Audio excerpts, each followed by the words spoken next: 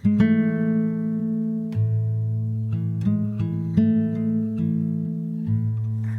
to RECO12. My name is Justin, and I'm a son of an all-powerful and all-loving God and a recovering addict, and am blessed to be the host of this meeting and podcast. RECO12 is an organization with the mission of learning and sharing the similarities of addiction of all kinds, and gaining and sharing tools and hope from others who are walking this same path. We come together from all places, faiths, and backgrounds to gain tools and hope from others who are walking a similar path. Speakers from our past meetings have represented so many fellowships, addictions, afflictions, and everything else. And we look forward to continuing to add to the diversity of speakers and backgrounds. And just as a heads up, and this is a crazy good problem to have, we are now booked out with speakers into October, which is crazy. So we're grateful for that. What a cool thing this is. Today's speaker for the 162nd meeting is Josephine A., whose topic is Seeing God Through Another's View. We will get her talk in the Q&A afterwards in just a minute. First, for some business. The RECO12 family of recovery resources continues to grow and have more and more resources for the addict and the loved ones of those addicted. If you have not yet listened to the new open 24 hours per day shares only meeting called RECO12 Shares, you really should check it out. You should also really consider recording a share for a future meeting. Record your own solution, your own experience, strength, and hope. It's been a very meaningful tool for so many people. Let's keep that going. Another new resource is an open to all big book discussion meeting that is a collaboration between the recovery guy, Robert P., and RECO12, where all are welcome to share a passage from the first 164 pages of the big book and how it helps them. It's called The First 164, and it's held on Zoom each Friday at 4 p.m. Eastern Time. You're welcome to join in there, and I'll put that meeting information and link in the chat of the live meeting, as well as in the show notes of the podcast. Other exciting projects are in the works, with one of them officially slated to start the first week of July. Super excited. For more information, I'll give more information as we get closer to that launch. And we're excited for more things that are happening. On that note, RECO12 is a self-supporting service, and we appreciate your help in keeping us working our 12th step in this manner. We gratefully accept one-time contributions through PayPal and Venmo through the links in the chat and in the show notes that I'll put in there. We also offer a monthly subscription program called RECO12 Spearheads. To join in and help support these cool projects, please consider donating at www.reco12.com/support. That's RECO12.com. Or click on the chat in the live meeting in the show notes. I'll have that there. We look forward each week to receiving from the light reflected from our speakers. That light inspires hope, meaning, worth, and growth in us, the listening audience. Now let's introduce our guest speaker for today, Josephine A., who is another first-time RECO12 speaker. I love all these new timers. It's awesome. Here's a little bit about her. Josephine came into the rooms in early 2020, more than 3 years ago, after countless failed attempts to stop drinking. Little did Josephine know that putting down the drink was the start of what has been and is the hardest and most rewarding part of her life so far. Josephine started drinking at 11 years old and is a blackout addict by her own words. She has been in and out of the rooms of AA, SLAA, CoDA, CADA, Greysheet, and OA. Only when Josephine wanted to die in recovery, feeling desperate and insane, did things change. Only then, she describes, that she found the hand of God as she understands God to be. Josephine says she never knew what it truly meant to give herself to this simple program until that day. And today she does, and is still blessed and beyond grateful to be able to talk on the subject of seeing God through another's eyes. Take it away, Josephine. The floor is yours. Wow. Well, thank you for that introduction, Justin. And just want to start by saying how blessed again and grateful I am to be here. This podcast has been a huge part of my recovery, and the speakers that have been on this podcast have changed my day, my hour, my minute, which is what it can come down to when you're in recovery. And when you're an addict, because sometimes it's just about getting through the next minute. Sometimes it's about just getting through the next thought, the next hour, seeing that next person, doing that next thing, any help that you can get and any light that you can get. I am like a sponge now, because I want to absorb everything that I can feel as a light, so I can give it back. So to tell you a little bit about me,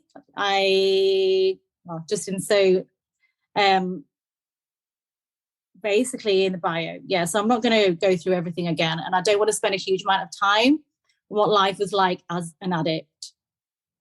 For me personally, I don't get much out of that. I started drinking when I was 11, and nothing felt right from day one. As the first memory I remember, nothing felt right. I felt different. I always felt the need to feel something, and I didn't know what it was. It was like an itch I couldn't scratch. It was like the thing I was looking for, but I couldn't ever find, and I didn't know what it was.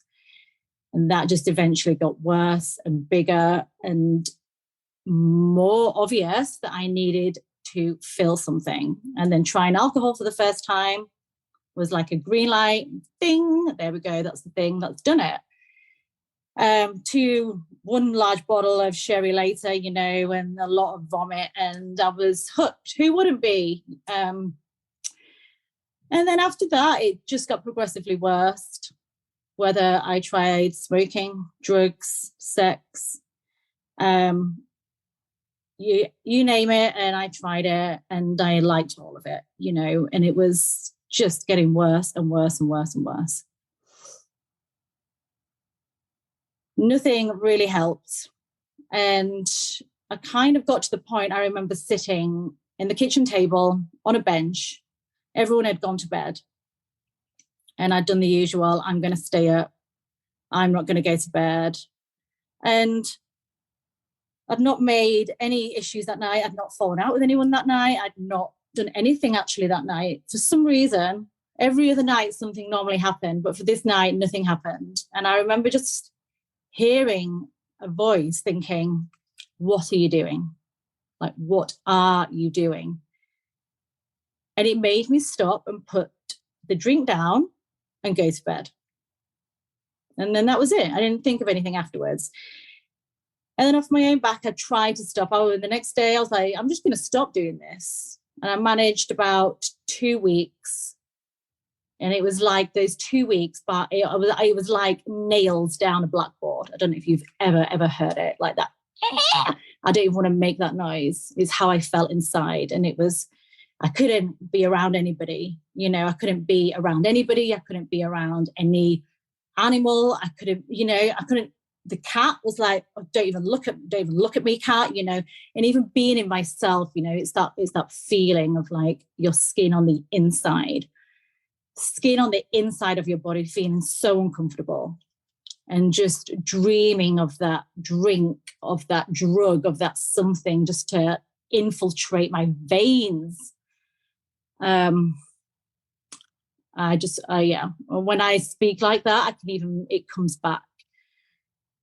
But it comes back not with a feeling of, oh, I need it. It comes back of I'm glad it's there, because I pray I never forget that feeling of desperateness and of wanting something to take the pain away. So then I entered AA. And I remember my first couple of meetings, I just cried. I didn't really know what was going on. I just knew I heard something that made me feel not alone. So I stayed and I started working steps, and everything was hard. I was listening. Well, what I thought was listening. Really, I was listening and in my head going, what? No. I'm not going to do that. I don't even really want to be here. Well, yeah. And then my sponsor would say something and I'd be like, yeah. And then looking back,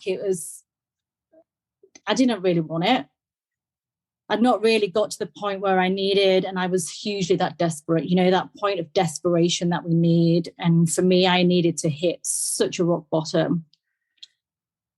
Because what I found out was when I put the drink down, I just started opening up every single thing I could to fill the hole that the alcohol left, because the alcohol got put away And then I just got left with this huge feeling of openness, not whole. I felt like half of me was missing, more than half of me was missing, because that gave me everything. It gave me my personality. It gave me the words to use. It gave me how to dress. It gave me who to be. And I didn't know who I was. And then I started going to the SLAA meetings, and I thought, oh, I'm this, because I could hear myself in those meetings. So then I started working those steps. And then I thought, well, I can't do that anymore. I can't do that anymore. I can't do that anymore. Everything was, I can't, So I'm just automatically hearing this, and then brain's working, turning it into Josephine, self-will, and then coming out with, I can't do this, I can't do that, I can't do that. So I turned to food. Well, if I can't do that, I'll just do that instead. So then the food starts, that comes up, that goes down. And then the spending starts. And then it just goes back to the sex. And then it's just like this huge, big, it's like a big bonfire, like throw it all on. And it's just eventually this fire is just getting bigger and bigger and bigger. And it's like it's in the corner of the room. And I'm just like, it's not there, it's not there. I can't see it, but I can feel it. And the bonfire is inside, and it's like burning, and it's getting bigger and bigger and bigger. And it's just going, why is this not working? Why is everyone in the rooms seem to be recovering, but not me? Why am I different? Oh, maybe I'm different. Maybe it's me that it's not going to work on. Maybe I'm the one person. And just getting to that point of just complete, I give up, I remember the afternoon, and I didn't know what to do with myself. I felt so uncomfortable. It was like I wasn't there. I remember my daughter running up to me, and it was like I couldn't even touch her. I was not in the room. I was physically there, but I wasn't. And I think if anybody at that place would have said, do this and your life will get better, I would have done it, because I just completely had lost everything that I thought about life. So getting to that place where I completely felt destruction, looking back, was actually the perfect place to be, even though at the time it didn't feel like it. But now I know sometimes for me, I can't trust my feelings. But I'll come more onto that later, because I want to just keep it real big book for a while, because this thing that we've got, no matter what you are addicted to, no matter what it is and what you put in your mouth, what you put in your veins, no matter what you put up your nose, we only need one solution, because I've tried it all anyway. And it's all just a vehicle to get what I need. All of it's a vehicle. It just depends what vehicle you're going to choose. If I want to go to the town next door, it doesn't matter if I get in a Ferrari. It doesn't matter if I get in a big giant pickup truck. It doesn't matter if I get in a bus. Whichever one I choose, I want to get to town. So all these things that I was just picking up were all just vehicles to numb the pain. So then I found a fellowship which said it included everything. And I thought, okay, I'm going to give this a go. And it didn't make sense that everyone was the same. And I, like Josephine always did, try to intellectualize everything, Or maybe I can figure this one out. Maybe, hang on a minute, that doesn't make sense. Let me think about this some more. Oh, let me just try and, constantly judging, constantly seeing what I can get from the program, constantly looking at other people and going about it in a way that would never, ever work. I came into this program thinking it was something that was just going to be easy. Like, I can do it. Once once I gave myself and I was like, okay, I'm working it. I was like, I can do it. You know, I had like a chip on the shoulder. I was like, I can do this. And for a while, I almost became a bit cocky with it. You know, I've stopped, and the people around in my life, that's when a little bit of Al-Anon probably should have come in, you know. But it's, again, all these things and all these different meetings that I was going to, the different programs, it's all the same. And ultimately, when I started changing the word drinking, so thinking, was the only time that I have ever started to feel any kind of serenity. Because you can swap that word drinking for anything you like. You could be addicted to your phone, because I know a lot of people are. You could be addicted to, you know, I mean, highly yourself. I mean, we're all addicted to ourselves, aren't we? You could be addicted to anything, and you could swap the word drinking in the big book for anything. It could be anything, but only when I swapped it for the word thinking. Because I go, right. Because if it's happening in there, not out here, maybe I can't fix it. You know, maybe I can't.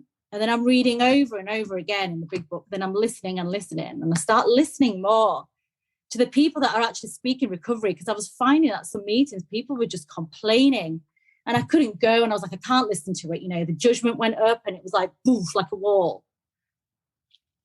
So I'm trying to feel the light. I'm trying to hear the light. I'm trying to hear recovery. Trying to hear recovery, what's in the book, because for me, what else do we have to go on? And then I started even thinking past the book.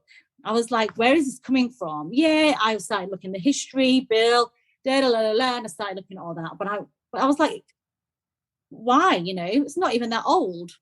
What did they know? Like, what makes this so? What makes it right? What makes them know that? So then I started questioning everything. So I start taking it one step further. And actually, like the book says, be quick to see where religious people are right. This stuff that is in this book, it's not new. It comes back from thousands of years. The idea that a lot of things, I mean, you start looking at philosophy, you start looking at certain religions, and you start looking at this and a bit of this and a bit of that. Yeah, maybe take the big connotations out of stuff, or take the big things that you don't feel right to you out of stuff. But then look, when you look underneath, you look at the soil, you look at the ground, the foundations, you know, of all those things. We're all singing the same song. You know, we're all gardening in the same garden. And ultimately, we're all hoping for the same thing.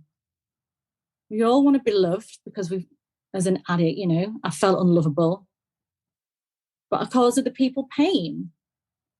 You know, I want to be honest, I do, but I find it hard. I couldn't, you know, so it's all about dishonesty. I've told so many lies, you know.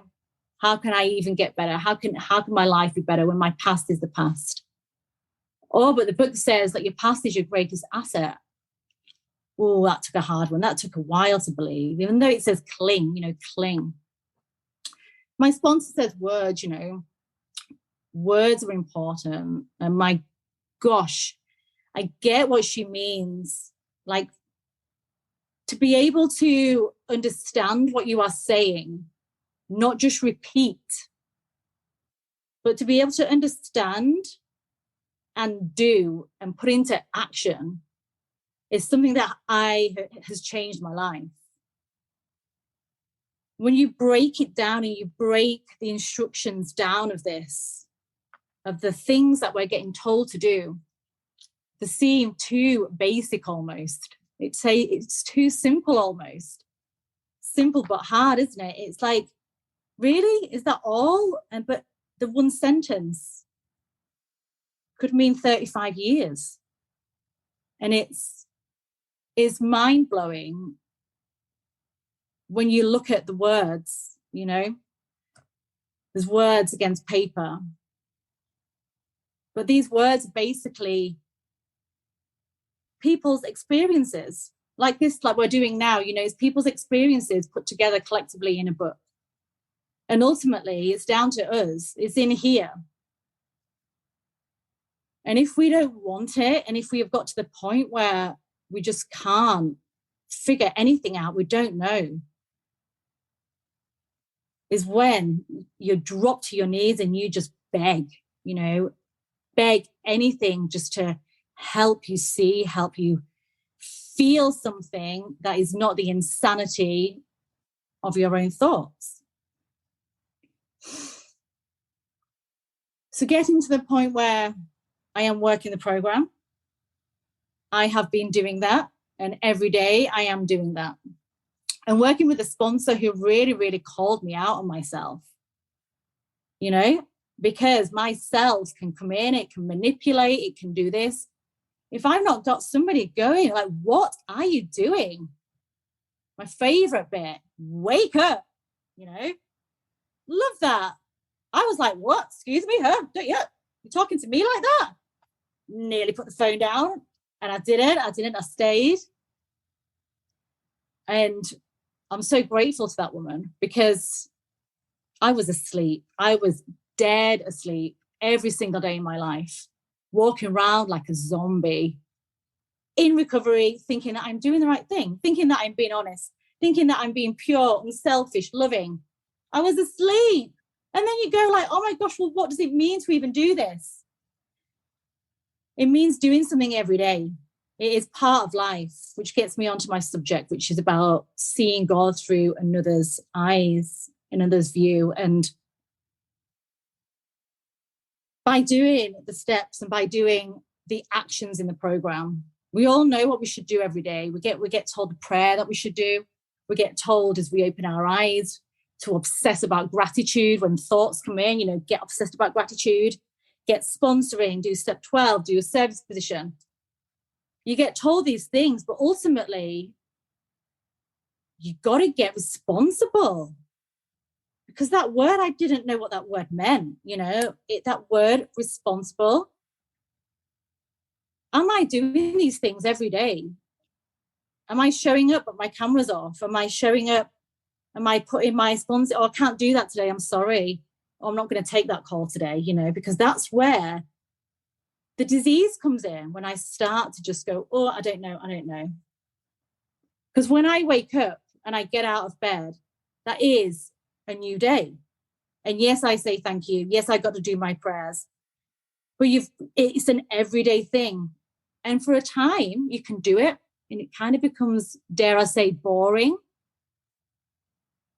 I felt bored with it. I felt bored in recovery. So then what happens? Then what do you start doing? You know, for me, it's like you better watch how you speak, because it can come out in different ways. Yeah, you might not be picking up. Yeah, you might not be thinking about this. Yeah, you might not be doing that. Yeah, you might not be doing that. But watch how you're speaking. Look at your behaviors, because this thing is a subtle foe, isn't it? And it will come out in the ways that you'll have never expected before. So this is the time when it means the most.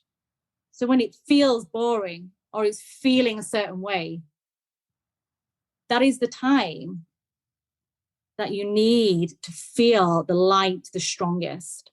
When you're bored, it's the strongest, because that boredom is your foundation. Like brushing your teeth is the foundation of not needing a load of dental work. Or like brushing your hair is the foundation to not getting loads of rags in your hair. Or like eating is the foundation to not starving. You know, this program is the foundation to not dying.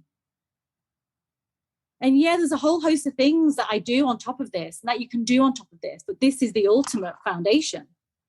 When you strip it back, this is what it is. And it gives me the ability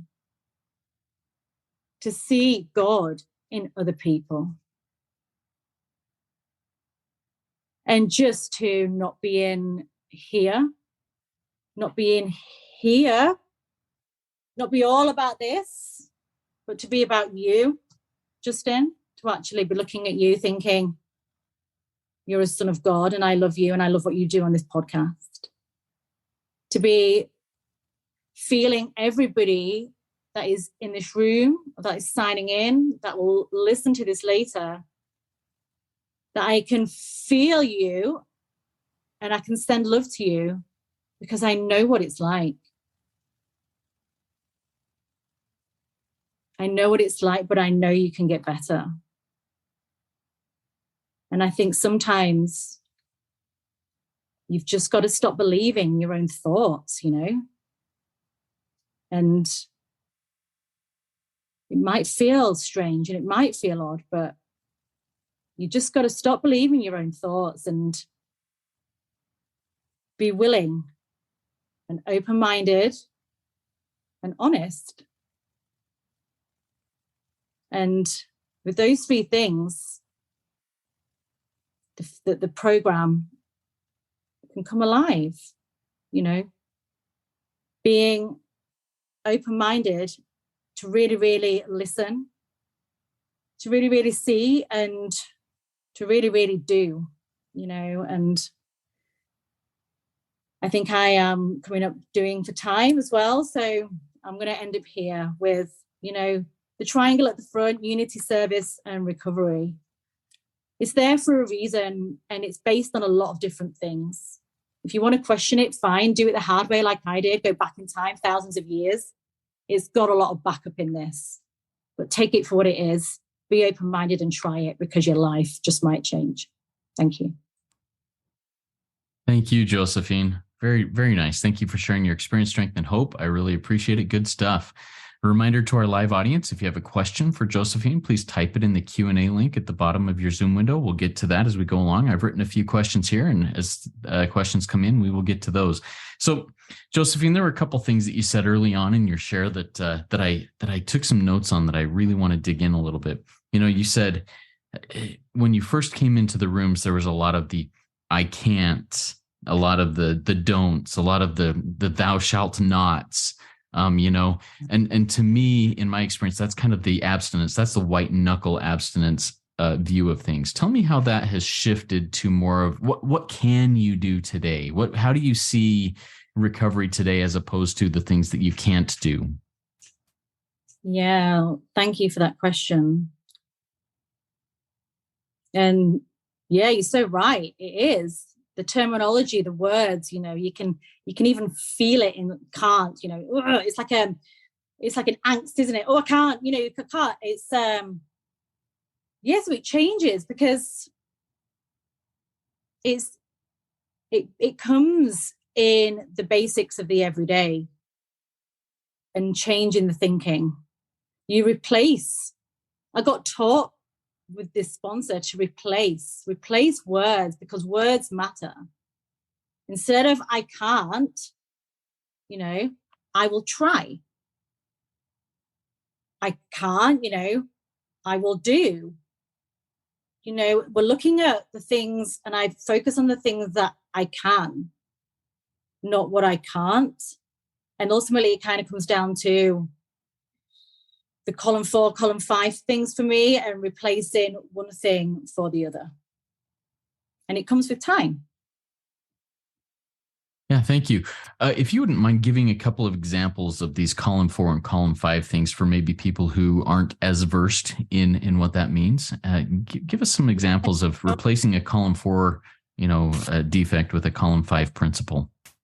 Yeah, so one huge thing that sticks out for me is gossiping, you know, and the way I speak about myself and about people. It's not just about other people, it's about how the self-talk as well, because that can drive me insane. But we use the words, so you think of the word gossip and you would swap it with kindness, you know, or let me think, I've got all these words, so I've got the full thing here, you know, or courage. So I'm looking at the gossip and actually, like, rather than gossiping about somebody, you know, gossiping about your sister because of what she did, actually show that sister some kindness. And we're going to just completely swap it round. And it can feel alien at first, but it's swapping one thing for another thing, because our brains are like a little calculator type thing. And I look so much into neuroscience, which I'm not going to talk about because it doesn't come into this particular thing. But whatever we tell ourselves is basically going to come out the other end, you know? So you keep on telling yourself one thing, it's going to come out. So what do we have to do? You have to replace one thing for the other thing. And it's the words. So we look at the words that we're using, because words matter. Good. Thank you very much, Josephine. A couple other things that I'm going to bring together from a couple of things you said early. Like one of the first things you shared was that you need to remember the desperation and the pain that you were at your bottom. The feeling. It's good to remember that. And then we'll move forward a little bit into what you shared, that, it was a good thing to be at that bottom. It was a good thing to feel that destruction. Tell us why it's important to remember that. Tell us why you think it's good to be at that rock bottom in your wake up process. Yeah, that's a really good question. Thank you. For me, I wouldn't have been able to be here where I am today without the bottom, because without the crash, without being, I just felt, I physically wasn't, but I felt naked, stripped, thrown on a cold floor, left to die. And what hope is there? But something at that point ignited in me. And I don't know what it was. Yeah, but I don't think it ever would have happened if I hadn't have been at that point. So that point for me is the most important thing ever. And it makes the book come alive, because the book says, cling to the thought that your past is your greatest asset. And to get to the point of being naked and thrown on the floor, completely just not wanting to live, that was a result of everything that I had done in my past. So, yeah.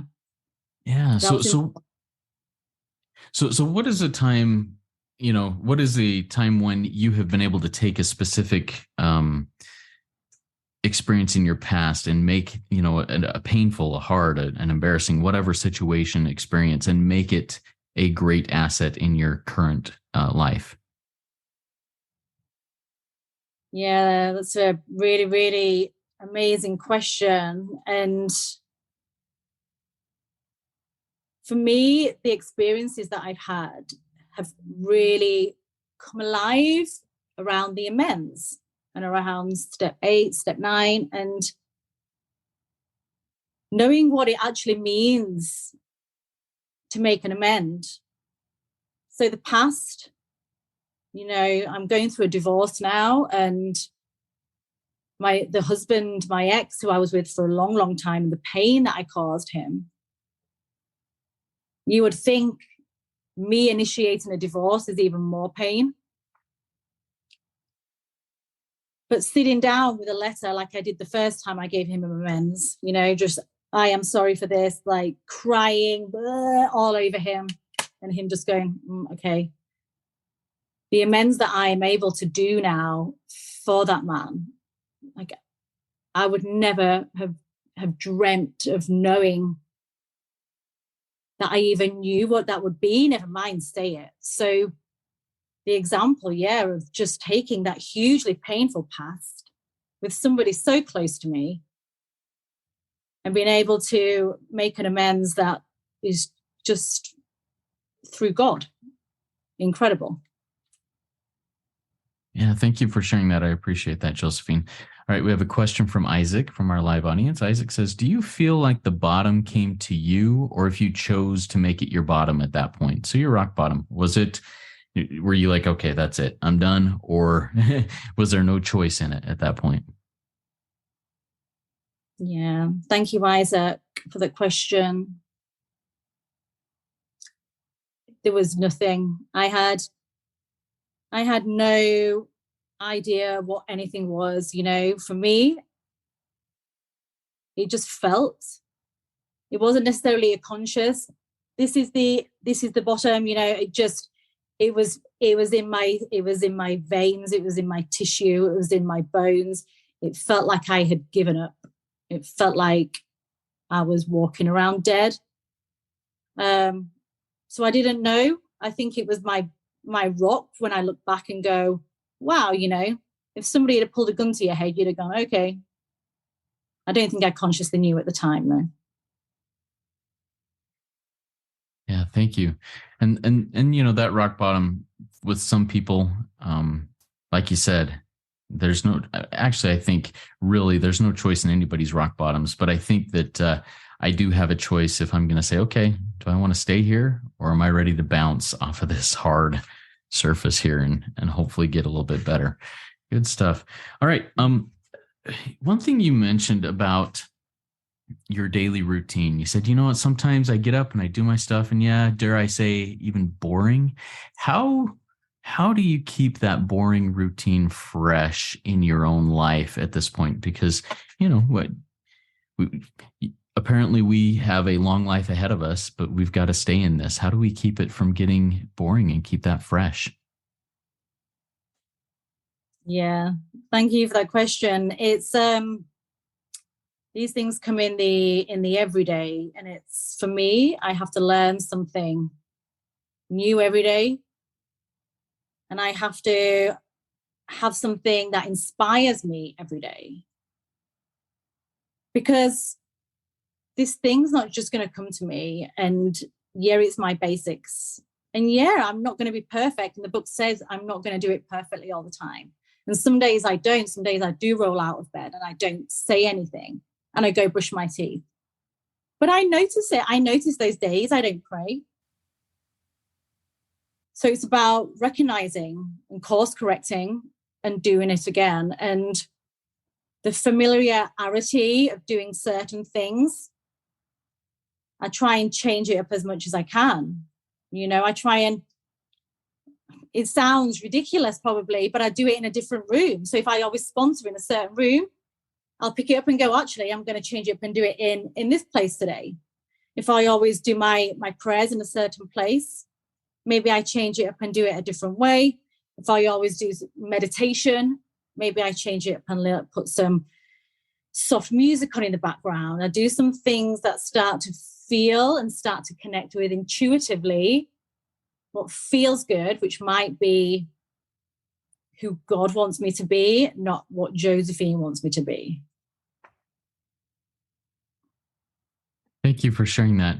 Another question just came in from an anonymous attendee. When it comes to sponsorship and trusting a stranger, particularly with our journey, how do you know what's right and who's good to be as a sponsor? I've had a couple of difficult experiences and it's left me feeling really vulnerable and more untrusting. What is your experience with that, and what are your thoughts on that? Yeah, well, thank you for that question. So for me, the trust is, I can share experience on this because I felt this also when I first came into recovery. Looking back, I know I can see that for me, I was in a judging place, and I wasn't trusting. I wasn't open. I was closed. So how was I ever going to be honest if I was not those things? And, if something doesn't feel good, if something just feels like, there's always, there's other people. There's always going to be somebody who can sponsor you. There's always going to be somebody that can sponsor you, and sponsorship is what makes this thing work. And when it feels right, it feels right. But, people can change and people grow, and I've had 3 sponsors. But I guess just don't stop trying, because don't give up on yourself, because you one day will be a sponsor, and we need you. We need you to get sponsored so you can be a sponsor and give everybody else your message.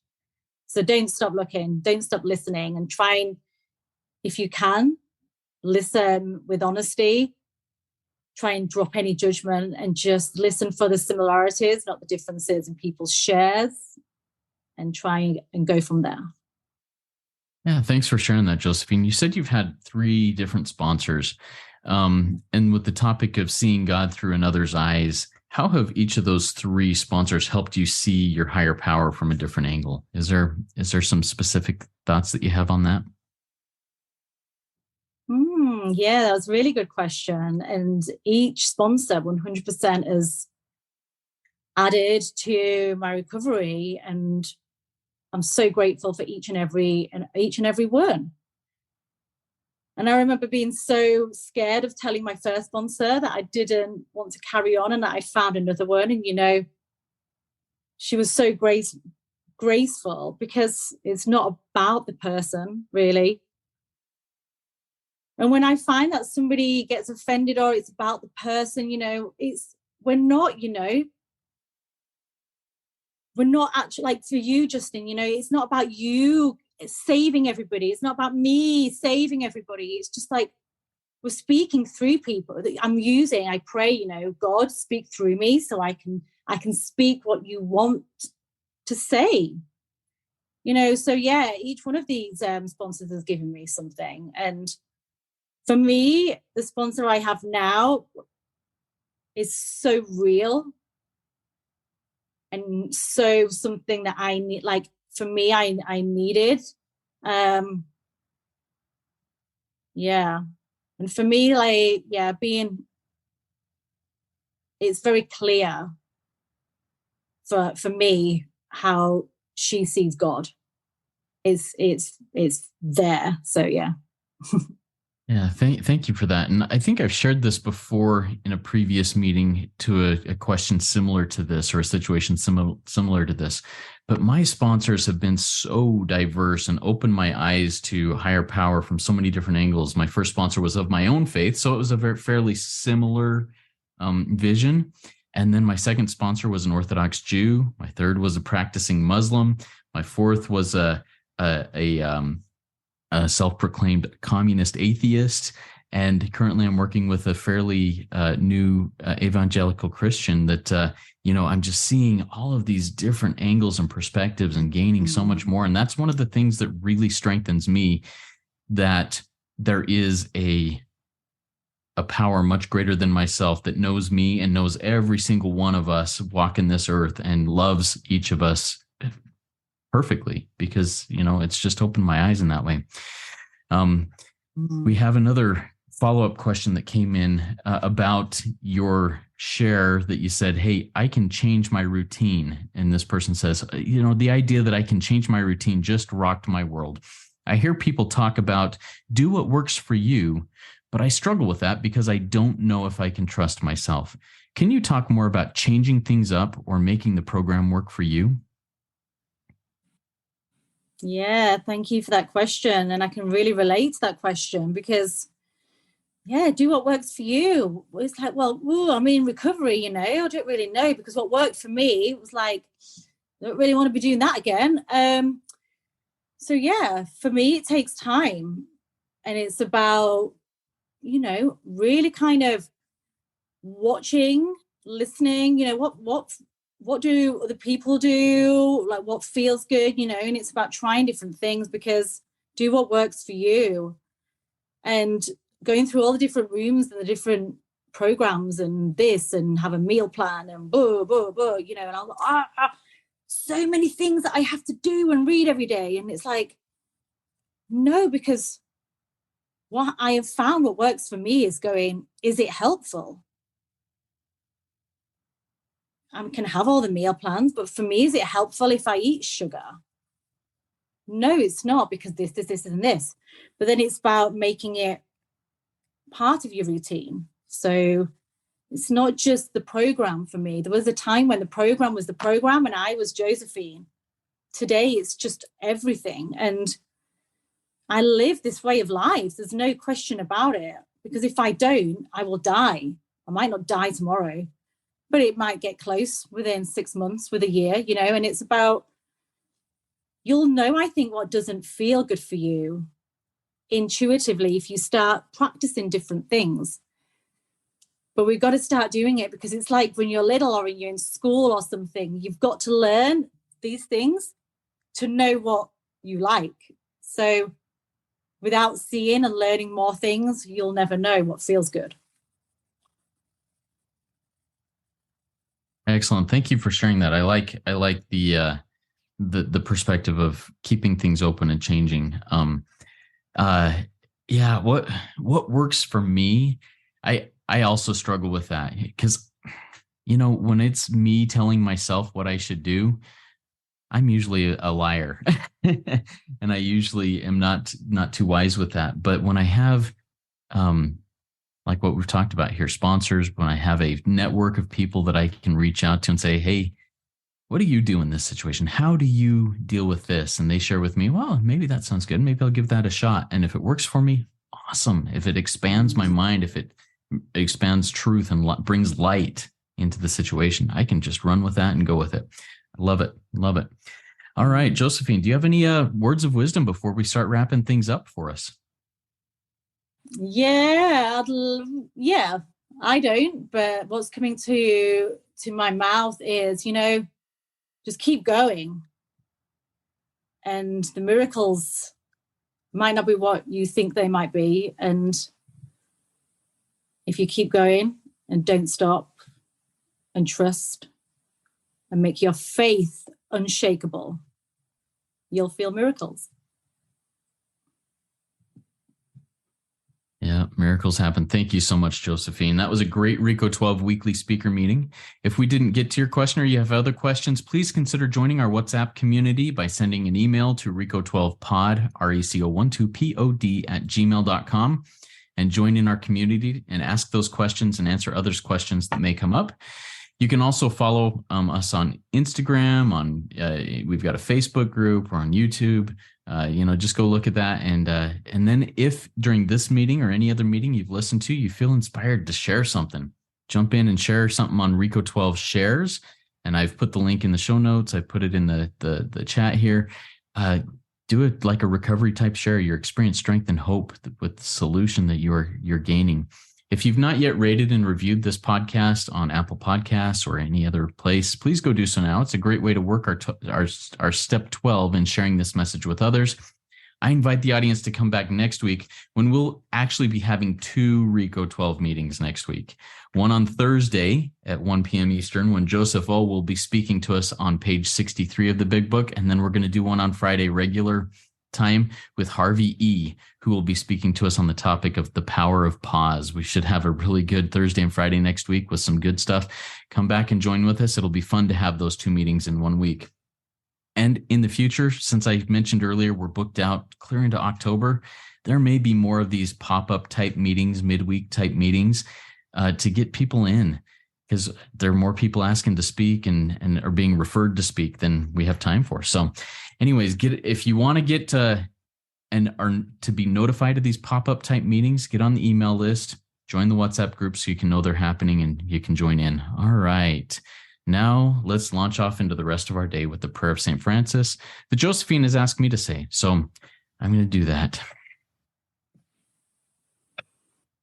Lord, make me a channel of thy peace, that where there is hatred, I may bring love, that where there is wrong, I may bring the spirit of forgiveness, that where there is discord, I may bring harmony, that where there is error, I may bring truth, that where there is doubt, I may bring faith, that where there is despair, I may bring hope, that where there are shadows, I may bring light, that where there is sadness, I may bring joy. Lord, grant that I may seek rather to comfort than to be comforted, to understand than to be understood, to love than to be loved. For it is by self-forgetting that one finds. It is by forgiving that one is forgiven. It is by dying that one awakens to eternal life. Amen. All right, everybody, keep coming back. Let's trudge this happy road together. Work it. You are worth it.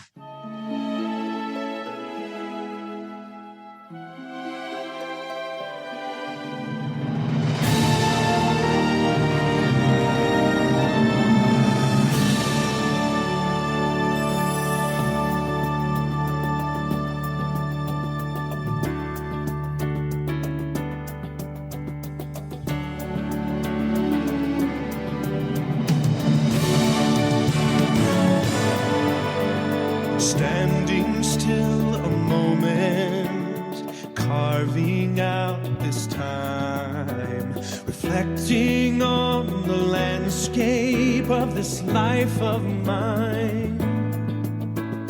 Peaks too high to conquer, streams too wide to cross, troughs too deep to walk through without incurring loss. Yet here I am, still standing tall, despite the rough terrain. One like me survived the storms and walked through wind and rain. Still standing, I will fight the good fight, still searching for glimmers of